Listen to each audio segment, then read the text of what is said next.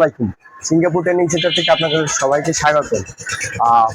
আপনাদের কিছু কমেন্ট দিয়ে আজকে আমি কথা বলবো। অনেকেই কমেন্ট করে থাকেন যে আমরা নতুন ছাত্রদের কেন ভুলবো। ভুল ধরার কারণ, আপনার ডাক্তার যদি আপনার রোগ না ধরতে পারে, সে ওষুধ দিতে পারবে না। তাই আগে ছাত্রের জবে কি সমস্যা তাকে এটা বুঝাতে হবে যে তোমার এই সমস্যা।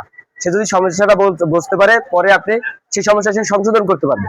তাই প্রতিটা জবের আগে ভুল ধরতে হবে। আমি অনেকেই দেখি কমেন্ট করেন যে ভুল ধরেন কেন নতুন ছাত্রের।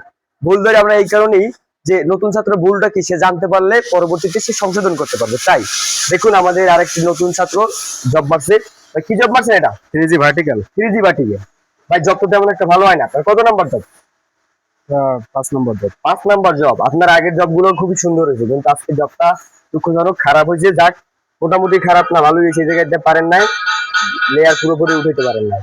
তারপরে যেটা ডাউন আছে দেখছেন, জয়েন্ট মিলাইতে পারেন না।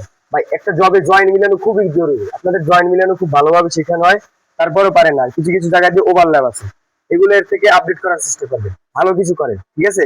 এরপরে এটা ক্রস, এরপরে জব ভালোভাবে মারার চেষ্টা করবেন।